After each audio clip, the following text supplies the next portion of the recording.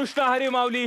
गोड स्वरांनी आणि संस्कृत प्रमाणांच्या दृष्टांत दाखल्याने आपण यांच्या सेवेच्या प्रेमात आहोत. वडिलांच्या आणि मोठ्या भावाच्या आशीर्वादामुळे यांनी कीर्तन सेवेचा धर्म अंगीकारला. तो आता शेवटच्या श्वासापर्यंत असेल.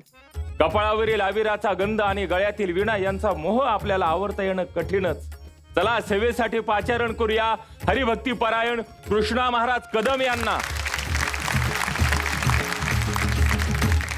राम कृष्ण हरी हरी जय जय राम कृष्ण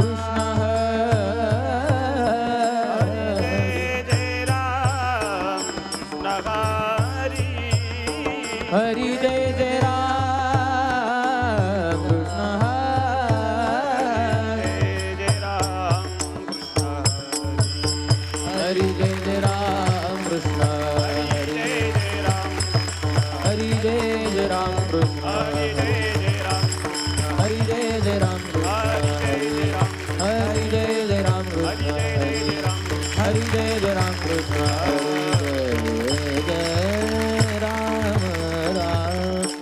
संसारी आसता जीवन मुक्त गामी संसारी असता जवन मुक्त आम्ही देवाजीच्या नामी विनटलो देवाजीच्या नामी विनटलो देवाजीच्या नामी विनटलो काया क्लेश करणे शरीर दंडने काया क्लेश करणे शरीर दंडने न लगे हिंदने दाई दिशा लगे हिंडणे दाही दिशा लगे हिंडणे दाहीशा कोण वाहे मंत्र बाबुगे कटप कोणवा हे मंत्र वाहुगे खटपट गाऊ निष्कपट राम नाम गाऊ निष्कपट नाम नाम गाऊ निष्कपट हरे राम काया क्लेश करणे शरीर दंडने काया क्लेश करणे शरीर दंडने न लगे हिंदने दाई दिशा नलगे हिंडणे दाही दिशा नलगे हिंडणे दाही दिशा नाम म्हणे माझा आया भरवसा नामा म्हणे मज आहे हा भरवसा मनात विश्वासा दृढ धरी मना तू विश्वासा दृढ धरी मना तू विश्वासा दृढ धर काया क्लेश करणे शरीर दंड काया क्लेश करणे शरीर दंडने लगे हिंडणे दाई दिशा दाही दिशा नलगे हिंडणे दाही दिशा विठ्ठल विठ्ठल विठ्ठल सर्वांनी टाळी वाजवा भजन करा विठ्ठल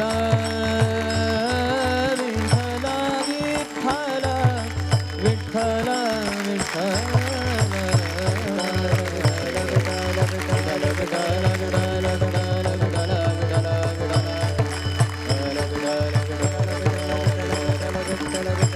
धनी कमरधारी ज्ञानदेव भगवान की माऊली ज्ञानेश्वर महाराज की तुकाराम महाराज की छत्रपती शिवाजी महाराज की भारत माता की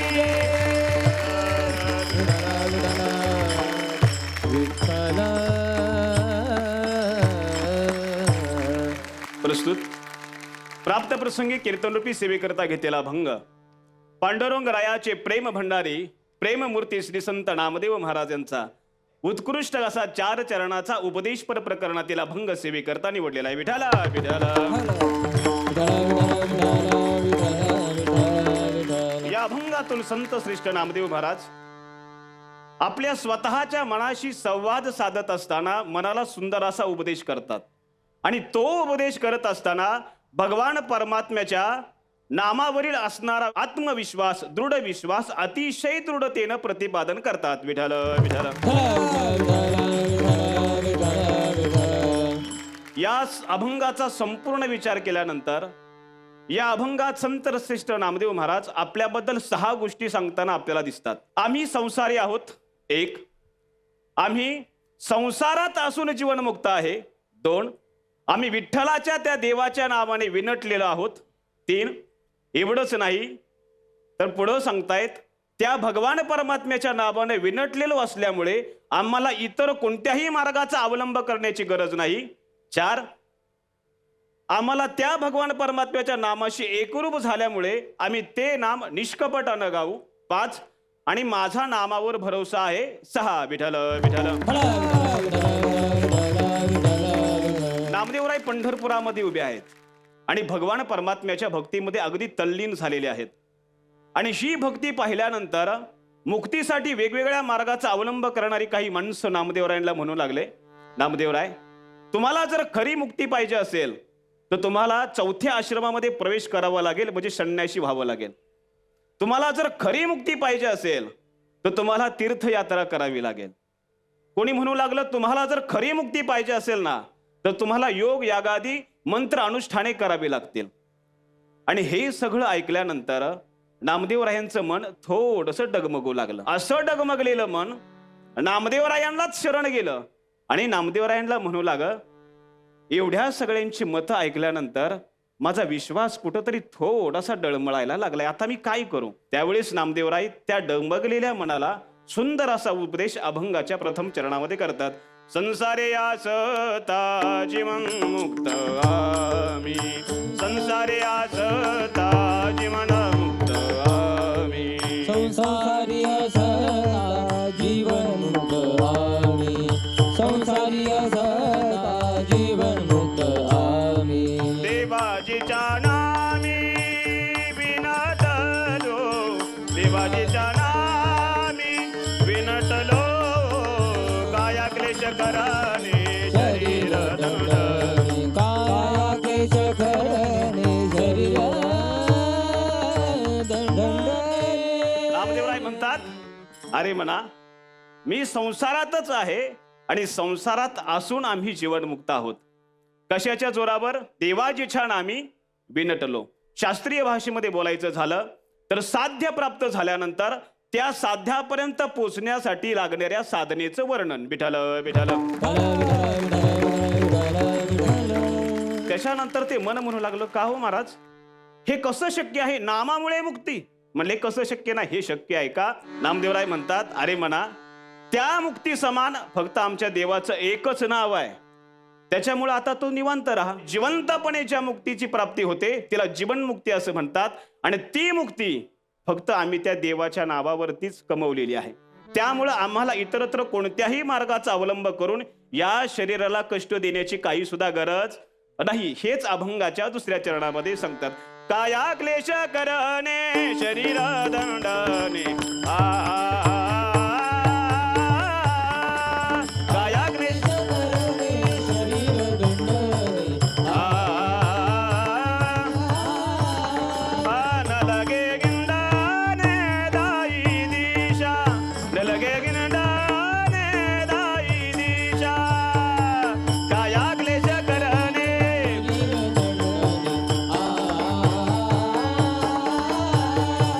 काया क्लेश करणे शरीर दंडने.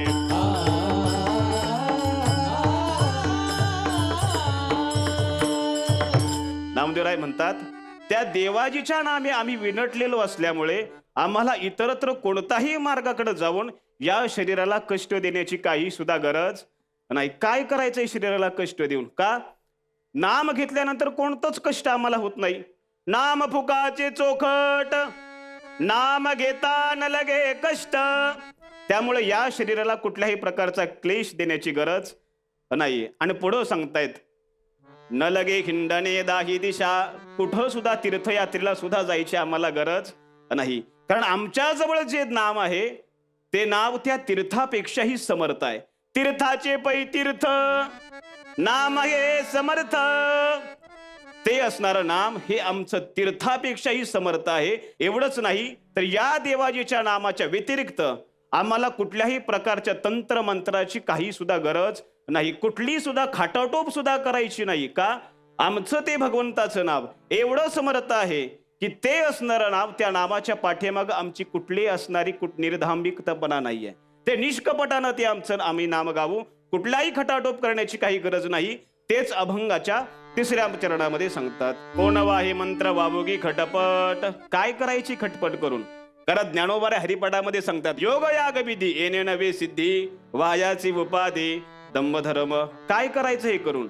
ते नाम एवढं आम्ही निर्भादांबिकपणानं गावू, निष्कपटानं ते नाम गावू. आणि नामदेवराय शेवटी म्हणतात, हे म्हणा, दुसरं कशाचाही विचार न करता माझा त्या नामावर भरोसा आहे. आता तू एक काम कर, त्या नामावरती विश्वास ठेव आणि ते नाम आनंदानं गा, असं नामदेवराय सांगतात. माऊली महावैष्णव ज्ञानोबाऱ्या ज्ञानेश्वरीमध्ये सुद्धा मनाला हेच उपदेशून म्हणतात, तू म्हण हे मीची करी माझी ये भजनी प्रेम धरी सर्वत्र नमस्कार जे मज एकाते. तसं नामदेवराही म्हणतायत, म्हणा आता काही करू नको, फक्त ते नाव अंतकरणामध्ये ठेवा, त्याच्यावरती दृढ भाव ठेवा आणि हेच भगवंताचं नाम हे त्या मुक्तीचं कारण आहे, असं अभंगाच्या शेवटच्या चरणामध्ये सांगतात. नामा म्हणे माझा आई बरबसा, नामा म्हणे माझा आई बरबसा, नामा म्हणे माझा आई बरबसा, नामा म्हणे माझा आई बरबसा. मना तू विश्वासा दृढ धरी, मना तू विश्वासा दृढ धरी, काया क्लेश करणे शरीर दंडणे, काया क्लेश करणे शरीर दंडणे, काया क्लेश करणे शरीर दंडणे, काया क्लेश करणे शरीर दंडने. त्या देवाचं एकदा नाव घ्या, विठोबा रखुमाई, विठोबा रखुमाई, हे विठोबा रखुमाई, विठोबा रखुमाई. ज्ञानेश्वर माऊली, ज्ञानराज माऊली, माऊली ज्ञानराज माऊली, ज्ञानेश्वर माऊली, ज्ञानराज माऊली.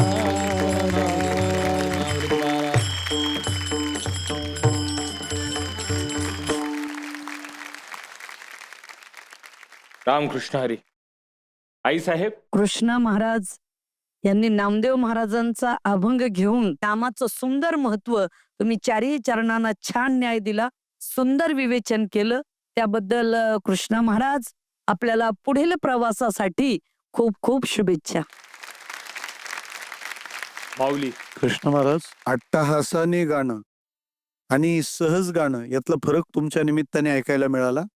नामदेव महाराजांच्या अभंगाला गायल्यानंतर तुम्ही पहिल्यांदा 6 मुद्दे सांगितले. त्या 6 मुद्द्यांच्या कॉलमवर निरूपणाचा स्लॅब पडतो. त्याच्यामुळे कॉलम कळले की लक्षात येतं की याचा विस्तार कुठपर्यंत असणार आहे. आणि त्या सगळ्या विवरणाला सोबत घेताना आपण या अभंगाच्या अंतरंगामध्ये प्रत्येक पदात, प्रत्येक दालनात जो प्रवास केला तो उत्तम आहे. आपल्याला देवानं दिलेली गळ्याची आणि सगळ्याची सहजता अशीच विस्तारत होत राहो आणि महाराष्ट्राची कीर्तन परंपरा श्रवणाच्या दृष्टीने भाग्यवान ठरो. खूप शुभेच्छा. आपली या मंचावरील अंतिम सेवा सादर झाली, प्रतिक्रियाही मिळाल्या. निकालासाठी शुभेच्छा. रामकृष्ण हरी. माऊली यांची देहबोली पाहिल्यानंतर यांना वारकरी मावळा असंच म्हणावं वाटतं. या मराठमोळ्या मर्दानी रूपानं वारकरी कीर्तनाची निरूपण शैली वीर रसानं न्हावून काढली. आधी मराठी भाषेचा गंध नसणं आणि आता मराठी भाषेचाच लळाटिटिळा असणं यांनी कीर्तन सेवेतून साध्य करून दाखवलं. चला सेवेसाठी पाचारण करूया हरिभक्ती परायण आकाश महाराज भोंडवे यांना. संतांचे सुख झाले या देवाचे, सुख झाली आज देवाची, सेवा करी त्यांची मनोनी सेवा करी जाते, मनोनी सेवा करी जाते. येथे माझा काय कोण तो विचार, माझा काय कोण तो विचार, वर्णावया पार महिमा त्यांचा, वर्णावया पार महिमा त्यांचा, वर्णावया पार महिमा त्यांचा. निर्गुण आकार झाला गुणावंत, आकार झाला गुणवंत, काली दंडवत पूजोनिया, गाली दंडवत पूजोनिया, गाली दंडवत पूजोनिया. तीर्थे त्यांची इच्छा करते नित्य काळ, त्याची इच्छा करती नित्य काळ. भावया निर्मळ आपणाशी, भावया निर्मळ आपणाशी, भावया निर्मळ आपणाशी. अष्टमहासिद्धीचा कोण आला पाड, सिद्धीचा कोण आला पार, वागुने ती आड कोणी तया,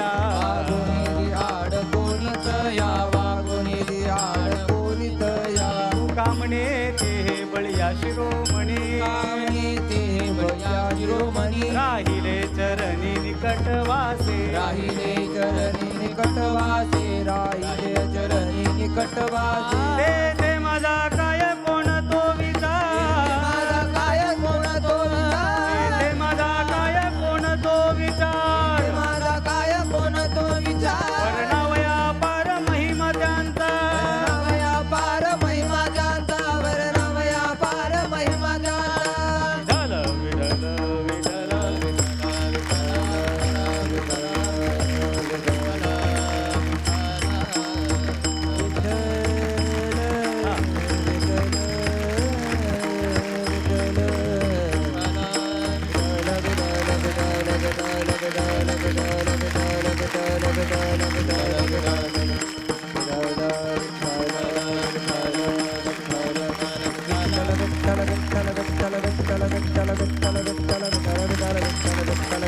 विठ्ठल विठ्ठल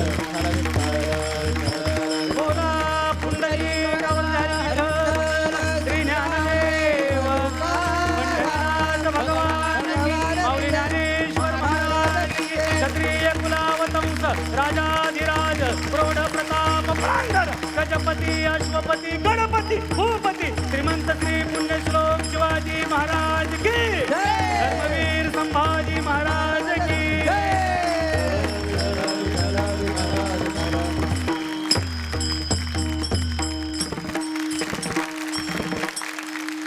भाविक जन हो, प्रस्तुत प्राप्त प्रसंगी प्राप्त स्थळी सेवेसाठी निवडलेली दिव्य अक्षर जगाच्या पाठीवरती महान संत महान विभूती देहूचे सुप्रसिद्ध साधू वैराग्याचे मूर्तिमंत पुतळे श्रीमंत श्री तुकोबराय यांचा 6 चरणाचा आणि संतांचा महिमा प्रतिपादित करणारा संतांचा अधिकार सांगणारा संतांचा महिमा सांगणारा उत्कृष्ट अभंग आज सेवेसाठी निवडला आहे. विठ्ठल विठ्ठल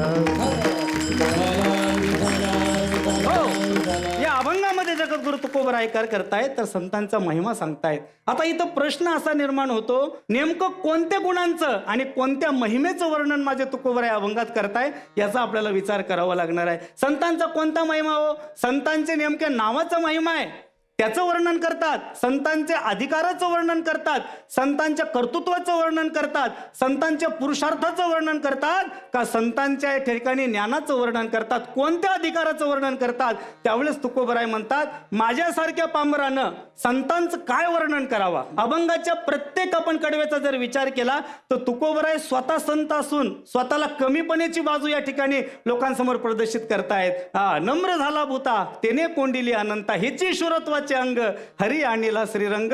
किती नम्रपणा असावा माझ्या तुकोबांच्या ठिकाणी. हा त्यांचा नम्रपणा नाही, हा त्यांचा मोठेपणा आहे. अरे मोठ्यांचं वर्णन करण्याकरिता अधिकार असावा लागतो, तो अधिकार माझ्या तुकोबरायांकडे आहे. आणि व्यावहारिक दृष्टांत तुम्हाला सांगू इच्छितोय की आपण एका क्षेत्रातले जर 2 व्यक्ती असले तर त्यांना एकमेकाचं वर्णन करण्याकरिता फार सोपं जातं. बघा, भक्तीत काय सामर्थ्य आहे साधू संतांना विचारा आणि ताकदीत काय आहे हे आमच्या पैलवानाला विचारा. ज्याचा त्याचा विषय ठरलाय. तुकोबराय संत असल्या कारणानं तुकोबराय त्या ठिकाणी संतांच्या महिम्याचं वर्णन करतात, पण त्याच्या आधी नम्रपणाची भूमिका घेतात की मी काय संतांचं वर्णन करावा, माझी ती पात्रता सुद्धा नाहीये. तुकोबराय तेथे माझा काय कोण तो विचार, माझा काय कोण तो विचार तेथे माझा काय कोण तो विचार माझा काय कोण तो विचार वर्णावया पार महिमा त्यांचा महिमा त्यांचा वर्णावया पार महिमा त्यांचा. मी काय त्यांचा महिमा वर्णन करू.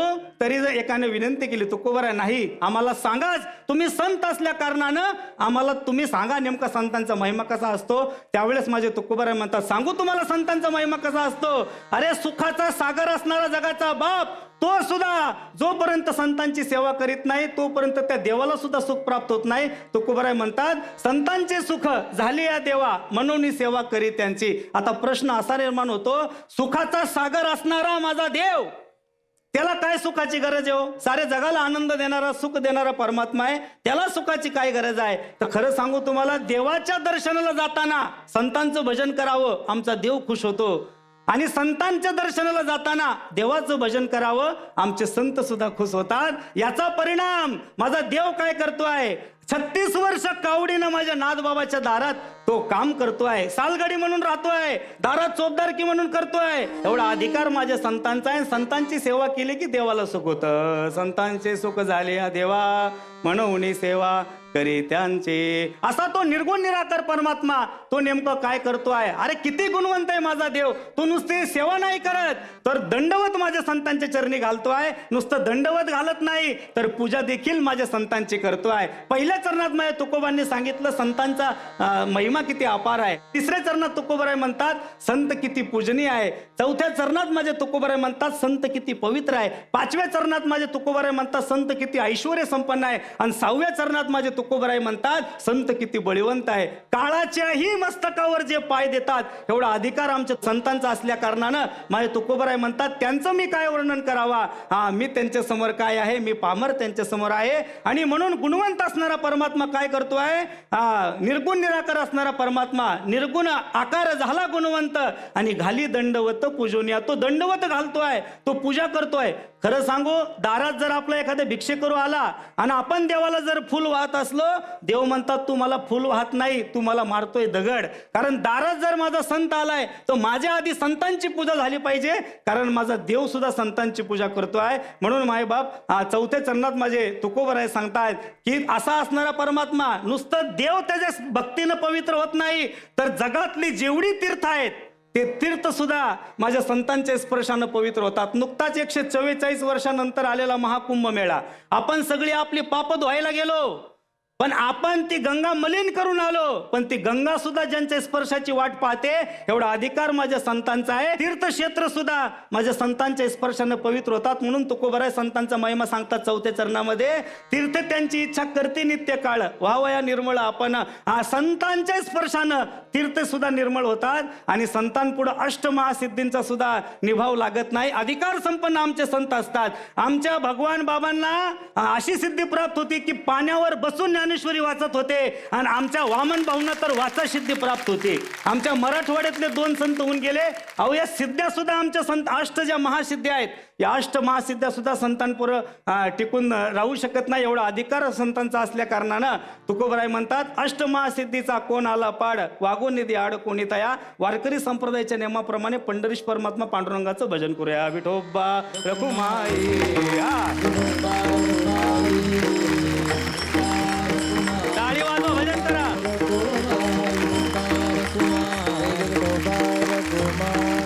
तुका म्हणे ते बळीया शिरोमणी, तुका म्हणे ते बळीया शिरोमणी, तुका म्हणे ते बळीया शिरोमणी, तुका म्हणे ते बळीया शिरोमणी. हे राहिले चरणी निकट वासे, राहिले चरणी निकट वासे, तिथे माझा काय कोण तो विचार, तिथे माझा काय कोण तो विचार. ज्ञानेश्वर माऊली ज्ञानराज माऊली महाराज माऊली ज्ञानराज माऊली.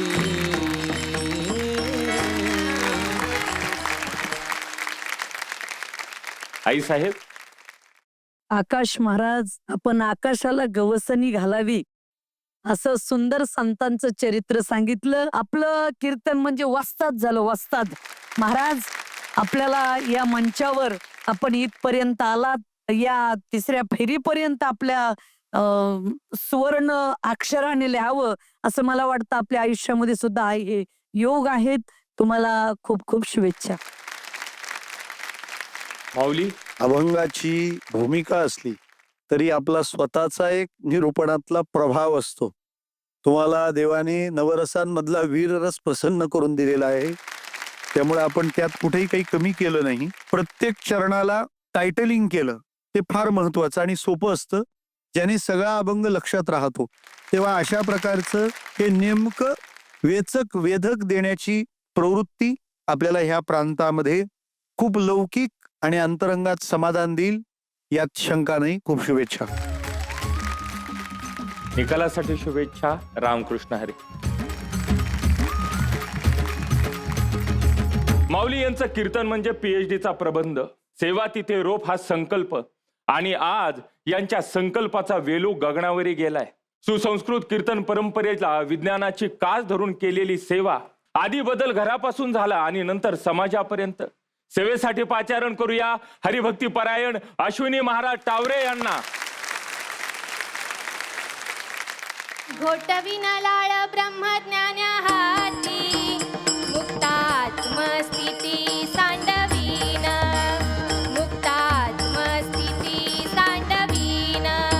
घोटविन लाळ ब्रह्मज्ञान हाती, मुक्ता आत्मस्थिती सांडवीन, मुक्ता आत्मस्थिती सांडवीन. ब्रह्मभूत काया होतसे कीर्तनी, भाग्यचरी ऋणी देवैसा, भाग्यचरी ऋणी देवैसा. ब्रह्मभूत काया होतसे कीर्तन, भाग्यतरी ऋणी देव ऐसा, भाग्यतरी ऋणी देव ऐसा. तीर्थभ्रामकासी आणि नाळस, कडू स्वर्गवास करीन भोग, कडू स्वर्गवास करीन भोग. तीर्थ भ्रामकासी आणि न आळस, कडू स्वर्गवास करीन भोग, कडू स्वर्गवास करीन भोग. सांडवीन तपोनिधाभिमान, यज्ञ आणि दान लाजवीन, यज्ञ आणि दान लाजवीन. सांडवीन तपोनिधाभिमान, यज्ञ आणि दान लाजवीन, यज्ञ आणि लाज लाजवीन. भक्तिभाग्य सीमा साधीन पुरुषार्थ, ब्रह्मीचा जो अर्थ निज ठेवा, ब्रह्मीचा जो अर्थ निज ठेवा. भक्ती भाग्य सीमा साधीन पुरुषार्थ, ब्रह्मीचा तो अर्थ निज ठेवा, ब्रह्मीचा तो अर्थ निज ठेवा. धन्य म्हणावीन येह लोकी लोका, भाग्य आम्ही तुका देखिएला. लोकी लोका, भाग्य आणि मगा देखिला. ब्रह्मभूत काया होतसे कीर्तनी, भाग्य तरी ऋणी देवैसा, भाग्य तरी ऋणी देवैसा. ब्रह्मभूत काया होतसे कीर्तनी, भाग्य तरी ऋणी देवैसा, भाग्य तरी ऋणी देवैसा.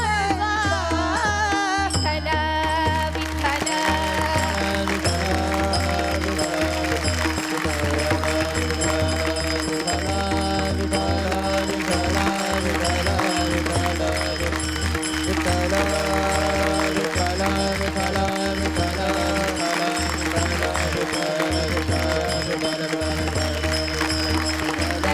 कवरते हरी विठ्ठल, नामदेव तुकाराम, हरिनाथ भगवान की जय. प्रस्तुत कीर्तनरूपी सेवेकरता निवडलेला अभंग ब्रह्मनिष्ठ महात्म्यांपासून लोकातल्या सामान्य लोकांपर्यंत सगळ्यांना ब्रह्मीचा निज ठेवा असलेल्या कीर्तनाची भुरळ पाडीन अशी स्वतःशीच प्रतिज्ञा करणाऱ्या आणि भक्ती या 5व्या पुरुषार्थाच्या बळावर ती प्रतिज्ञा पूर्णत्वाला नेणाऱ्या ब्रह्मभूत तुकोबारायांचा 6 चरणांचा निर्याणपर प्रकरणातील असून तुकोबाराय या अभंगातून भगवंतालाही ऋणी करीन असा प्रखर आत्मविश्वास व्यक्त करतात. विठ्ठल विठ्ठल विठ्ठल. तुकोबारायांनी प्रस्तुत अभंगात केलेल्या सगळ्या प्रतिज्ञा पूर्णत्वाला गेल्या. कारण भक्तीची उत्कटता शिगेला पोहोचवणारा आणि समाधीतल्या ब्रह्मसुखालाही भान हरपायला लावणारा सगळ्यात सोपा मार्ग तुकोबारायांना कीर्तनात सापडला होता. म्हणूनच या कीर्तनातून जर भगवंताची कीर्ती वर्णन केली तर तो भगवंत सुद्धा संतांचा ऋणी होतो. आता इथे प्रश्न असा निर्माण होतो की त्या षडगुण ऐश्वर्य संपन्न परमात्म्याजवळ असं काय नाही बरं की त्याने संतांचा ऋणी व्हावं. कारण ऋण म्हणजे कर्ज आणि ते त्याच गोष्टीसाठी घेतलं जातं जी गोष्ट आपल्याजवळ नसते. मग भगवंताजवळ असं काय नव्हतं जे त्याला संतांनी बहाल केलं. तर त्या निर्गुण निराकाराला नाम रूप गुण आकार असं सगळं संतांनी देऊन सगुण साकार केलं, म्हणून तो संतांचा ऋणी झाला. जगद्गुरु तुकोबाराय तर या संदर्भात स्वतःचाच अनुभव सांगतात. हा गे माझा अनुभव भक्ती भाव भाग्याचा, केला ऋणी नारायण नव्हे क्षण वेगळा. साक्षात भगवंतही संतांचा ऋणी झाला, कारण हे भाग्य प्राप्त करण्याकरता संतांनी वापरलेलं एकमेव महत्वाचं साधन म्हणजे कीर्तन भक्ती. त्यामुळे बाकी साधनांमधून जे मिळतं ते तर कीर्तनातून मिळतंच, पण जे कीर्तनातून मिळतं ते मात्र बाकी साधनांमधून मिळत नाही. म्हणजे नाशिवंत गोष्टी ब्रह्मभूत होणं कधीही शक्य नसताना सुद्धा हा नाशिवंत देह अर्थात ही नाशिवंत काया ब्रह्मभूत होते, ती केवळ कीर्तनाच्या ठिकाणी. आणि साक्षात भगवंतही संतांचा ऋणी होण्याचं भाग्य संतांना प्राप्त होतं, ते सुद्धा याच कीर्तन भक्तीमुळे.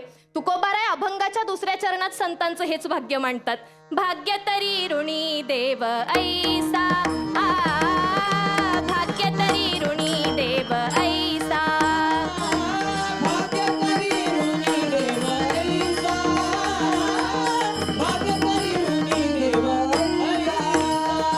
ब्रह्मभूत काया होतसे कीर्तनी, ब्रह्मभूत काया होतसे कीर्तनी. भाग्य तरी ऋणी देव ऐसा, भाग्य तरी ऋणी देव ऐसा.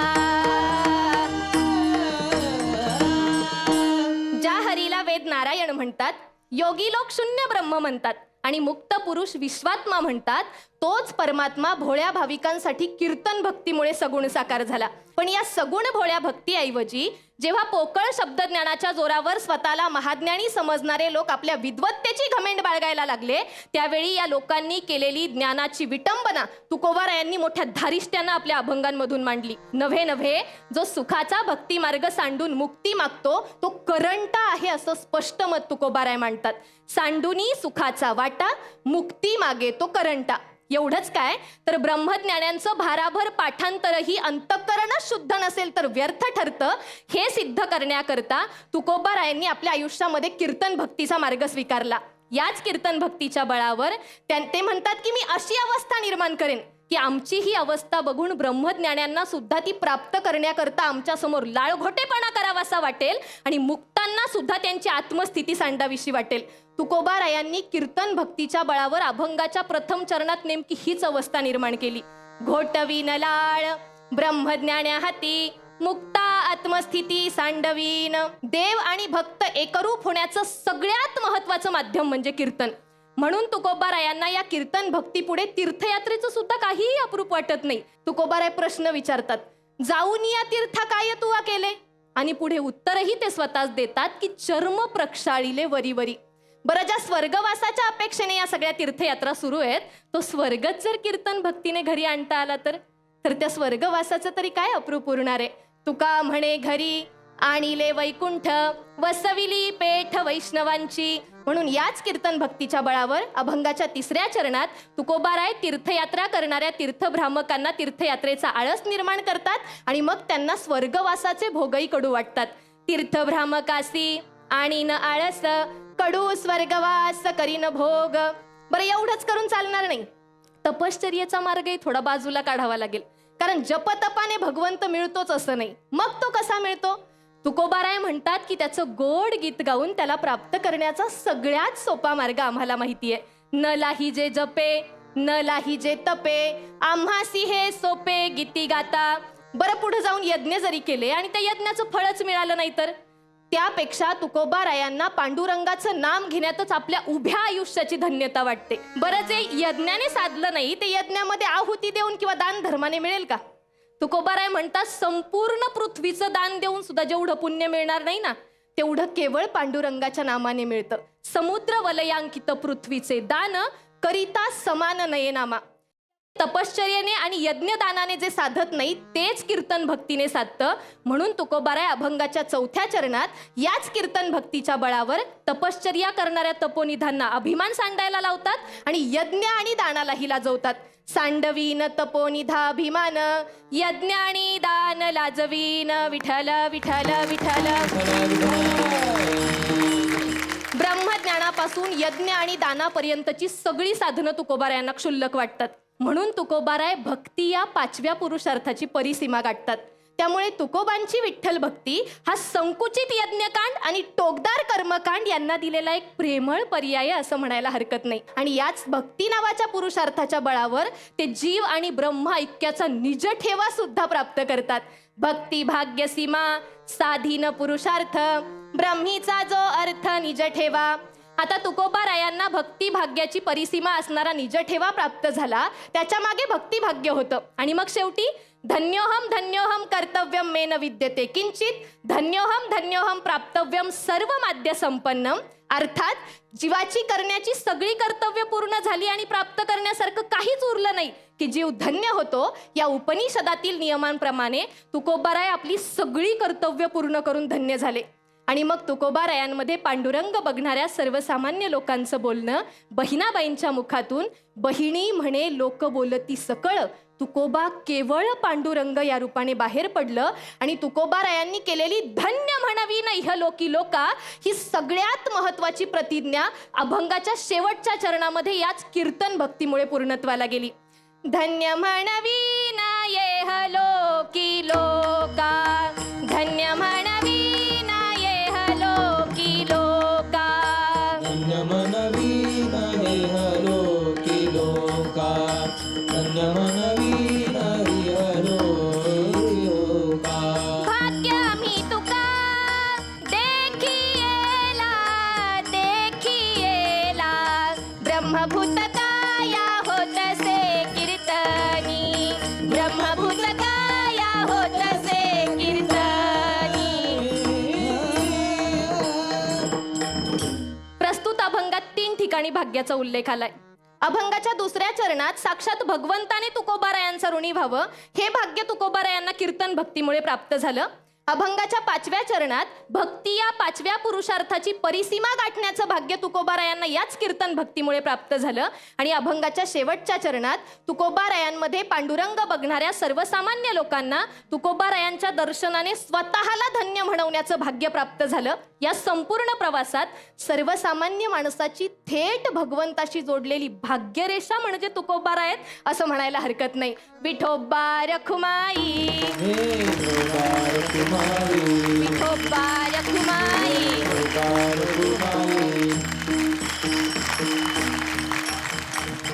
मायबाप तुकोबाराय आपल्याकरता आले आणि आपल्याला आपली कृतार्थता सिद्ध करता यावी म्हणून आपल्याकरता अभंग गाथा ठेवून गेले.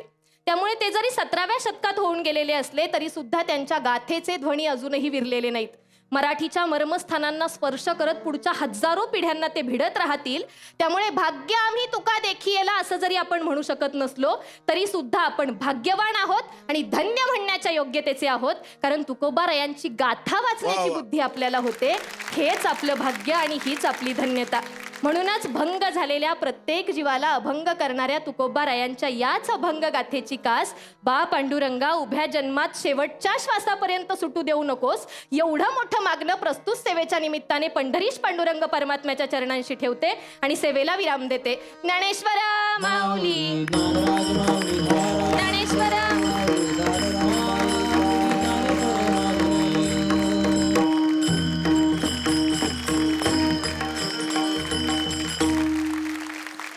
रामकृष्ण. माऊली आपल्यापासून सुरुवात करेल. काय सांगाल आजच्या सेवेविषयी? एखाद्या वक्त्याने आपल्या निरूपणाच्या विषयाचा किती सांगोपांग अभ्यास करावा अश्विनी महाराजांचं कीर्तन त्याचा उत्तम नमुना आहे. हा महाराजांचा वैकुंठ गमन प्रकरणातला अभंग आहे. कीर्तनावर अत्यंत जे प्रेम आहे आणि जे प्रेमाचा सर्वदूर उमटलेला परिणाम म्हणजे हा अभंग. खरं तर हा अभंग 2 तासाचं कीर्तन या हिशेबाने 8 दिवस जरी केला तरी संपणार नाही. हे तेवढे विषय 15 मिनिटामध्ये कस काय ज्यांना जमतं त्यांचं त्यांनाच माहिती.